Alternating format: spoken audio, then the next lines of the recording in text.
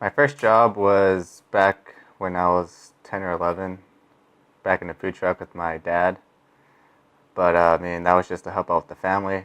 Technically, it would be back in the smoothies, where all my workers were Vietnamese and I was the only Hispanic worker there. And so, um, not too much happened, but there was something in particular. I had a stalker who randomly appeared one day, and she'd be standing right in front of me, just trying to get my attention, constantly looking over me. And so she would come every other day or so. I mainly worked the weekends, and so pretty much every weekend she'd be there. And I had long hair. It was about past my shoulder. And so uh, I, that was kind of the style several years ago. And so she even brought a guy to kind of make me jealous, which is kind of funny. And so she would like be hugging him and right in front of me, constantly trying to make eye contact.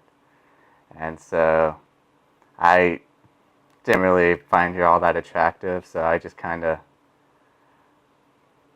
stood there. I had to be there, no choice, because I worked there. So it was just kind of funny how long it went on. It went on for about a couple of months. And all those times, she only once went to order an actual smoothie. And so when she came up to get a smoothie, I was like, well, maybe this might be my first time to interact with her. And so she was all shy and just ordered a smoothie, and that was about it. But what I thought was really funny is I cut my hair. I was already going to cut it, but I cut my long hair probably a little bit shorter as it was now. And I was taking a break, and I went up and walked her, and I asked her, I was like, you like my haircut? And she's like, why'd you cut it?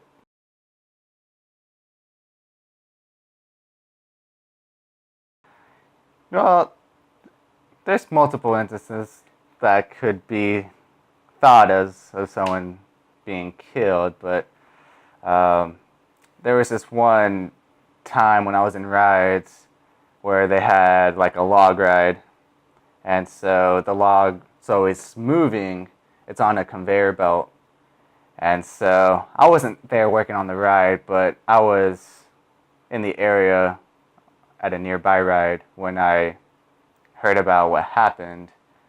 And basically they said that a young boy slipped and fell in front of the boat, and so by the time they stopped the boat, it was already pretty much over half his body. And so they immediately stopped the ride, and they had a bunch of people, the supervisors, whoever was in the area, get there as quickly as possible and lift up a boat. And there was people from the queue lines waiting who also helped, basically anyone that could help lift it up, because these are boats that weigh about a ton. Because usually when they carry these little boats, they have a little crane to put them in place. And so that was pretty crazy to hear. They had a group effort, but it was dangerous, and he did make it. He just suffered some bad injuries. And so all the people that were there working at the ride, they were pretty much in shock or traumatized, and so they were sent home immediately while they shut down the ride for over a week. But that's definitely one of the most crazy things I ever come across as far as Six Flags.